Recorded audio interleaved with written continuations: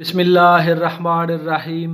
हज़रत यूसुफ़ अलैहिस्सलाम के किस्से का पार्ट 1 और पार्ट 2 हम पहले पेश कर चुके हैं। आप पेश की खिदमत है हज़रत यूसुफ़ अलैहिस्सलाम का किस्सा पार्ट 3।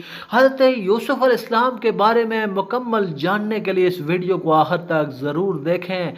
हज़रत यूसुफ़ अलैहिस्सलाम को उसके भाइयों ने जब कुएं में डाल दिया तो वहाँ पर मिस्र से आया हुआ एक तजारती काफ़िला वहाँ से गुजरते हुए जब पानी की तलाश में उन्होंने डोल अंदर फेंका तो हज़रत यूसुफ अलैहिस्सलाम उस डोल के साथ बाहर आए और उस काफले में शामिल हुए। अगले दिन जब यूसुफ अलैहिस्सलाम के भाइयों ने देखा कि हज़रत यूसुफ काफले के साथ मौजूद हैं तो उन्होंने सरदार से कहा कि ये हमारा गुलाम है और हम इसको बेचना चाहते हैं। सरदार ने कहा कि मेरे पास 18 दिरहम हैं और यूं हज़रत यूसुफ अलैहिस्सलाम को उनके भाइयों ने 18 दिरहम में बेच दिया और वो दिरहम आपस में तकसीम कर लिए। सिर्फ एक भाई ने पैसा न लिया। उस काफले के सरदार का नाम मालिक बिन जगर था। उसने हज़रत यूसुफ अलैहिस्सलाम के पाँव में बेड़ियां डाली और आपके ऊपर मोटी चादर डालकर उसको एक ऊंट के ऊपर सवार करके काफले को मिस्र की तरफ रवाना कर दिया। हज़रत यूसुफ अलैहिस्सलाम जब रास्ते में जा रहे थे तो रास्ते में हज़रत यूसुफ अलैहिस्सलाम की वालदा की कब्र मुबारक थी। जब वो कब्र मुबारक के पास से गुजरे तो वो अपने ऊंट के ऊपर से जमीन की तरफ अपनी वालदा की कब्र के ऊपर गिर गए और कब्र के ऊपर लेट कर ज़ारो कतार रोने लगे कि मेरी माँ, मेरे भाइयों ने मेरे साथ बहुत जुल्म किया है, मुझे इस काफले के यहाँ बेच दिया है। और वहां देर तक हज़रत यूसुफ अलैहिस्सलाम अपने माँ की कब्र की ज़ियारत करते रहे और ज़ारो कतार रोते रहे। इतने में काफिला कुछ आगे निकल गया। एक शख्स वापस पीछे आया, उसने देखा कि हज़रत यूसुफ अलैहिस्सलाम अभी इधर ही हैं तो उन्होंने यूसुफ अलैहिस्सलाम को कहा कि तुम मुझे भगोड़े मालूम होते हो। उन्होंने हज़रत यूसुफ अलैहिस्सलाम को एक जोरदार थप्पड़ मारा जिससे यूसुफ अलैहिस्सलाम की आंखों के आगे अंधेरा छा गया। उन्होंने आसमान की तरफ हाथ उठाए कि या अल्लाह, मुझे इन जालिमों से निजात अता फरमा। अल्लाह पाक ने हज़रत यूसुफ अलैहिस्सलाम की दुआ को फौरी कबूल कर लिया और फिर वो जब काफिला आगे बढ़ा तो अल्लाह ताला ने एक जोरदार अबर और मींह बरसाया और उसमें चमक और दमक थी जिससे वो काफिले वाले हलाक हो गए। और उनमें से जो जिंदा बचे थे उन्होंने कहा कि हमसे ऐसा कौन सा गुनाह हुआ है कि हम पर ऐसी आफत टूट पड़ी है। और जिस शख्स ने थप्पड़ मारा था वो जिंदा था। उसने कहा ये गुनाह मुझसे हुआ है, मैंने यूसुफ को थप्पड़ मारा है। फिर वो सारे के सारे आकर उन्होंने यूसुफ अलैहिस्सलाम से माफ़ी मांगी तो यूसुफ अलैहिस्सलाम ने दुआ मांगी, वो दुआ भी अल्लाह पाक ने कबूल फरमाई।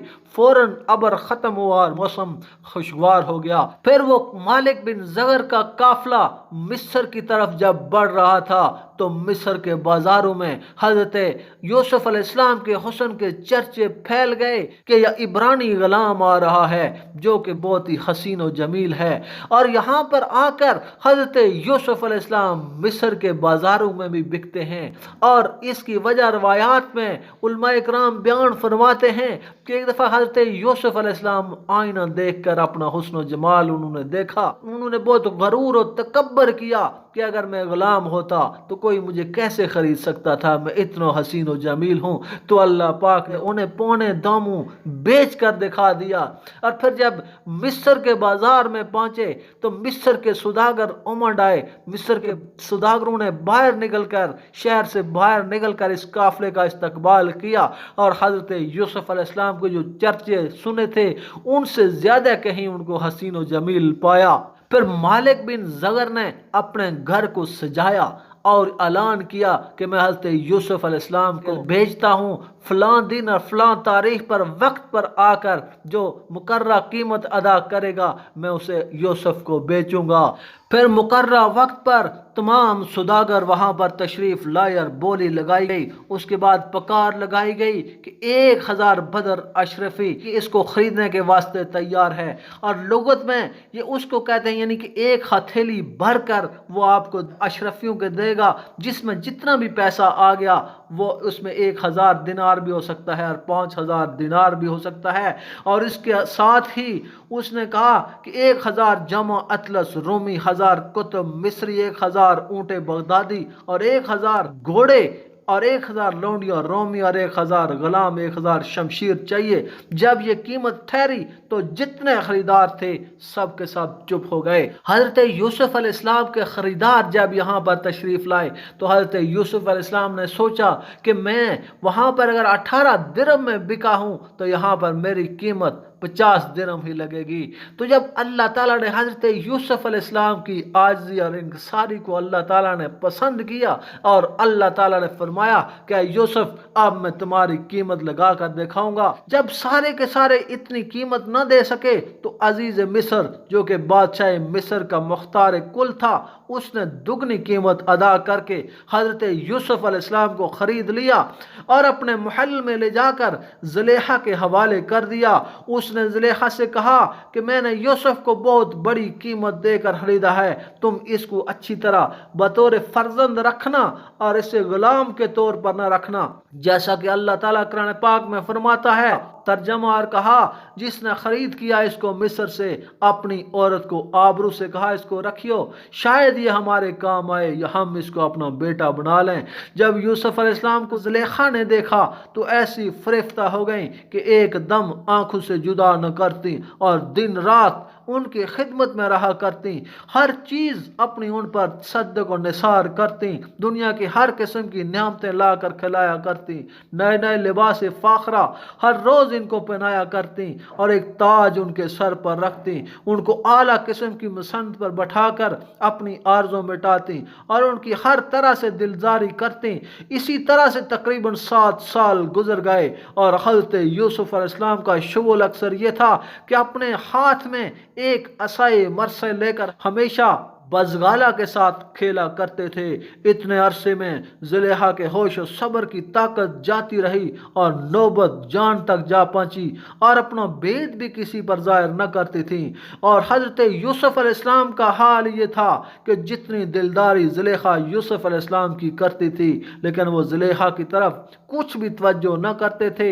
جب کبھی زلیخا اپنی غرض کی باتیں حضرت یوسف علیہ السلام سے کرتی تو اس کا کوئی جواب نہ دیتے تھے۔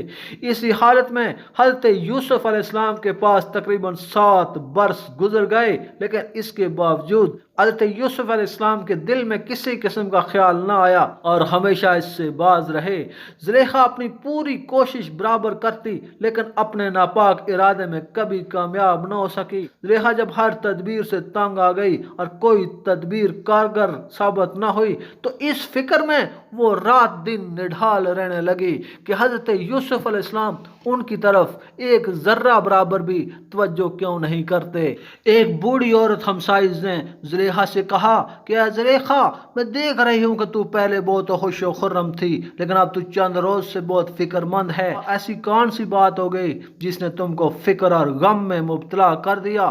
تم بیقرار، میں تم کو بیقرار دیکھتی ہوں، اسی غم و فکر میں تیری صورت بھی تبدیل ہو گئی، آخر اس کا ماجرا کیا ہے؟ تو وہ نہایت دبی ہوئی آواز میں زلیخا اس بوڑھی عورت سے بولی کہ ایک غلام عبرانی کے عشق نے مجھ کو رنج و غم میں مبتلا کر ڈالا ہے اور اس نے اپنے عشق میں ایسا پھنسا دیا ہے کہ میں ہر وقت اس کے چہرے کو دیکھتی رہتی ہوں لیکن فی الحقیقت وہ ایسا سنگ دل ہے کہ میری طرف ایک نظر بھی نہیں دیکھتا اور نہ کچھ بولتا ہے۔ میں تم سے پوچھتی ہوں اے میری خالہ اس کا کیا علاج کرنا چاہیے؟ زلیخا کے اصرار پر وہ بڑھیا بولی کہ اے زلیخا میں تجھ کو ایک صورت بتاتی ہوں، اگر اس کو عمل میں لاؤ گی تو تمہارا مقصد پورا ہوگا اور تمہاری جو دلی تمنا ہے وہ بھی پوری ہوگی مگر اس میں خرچ ہوگا۔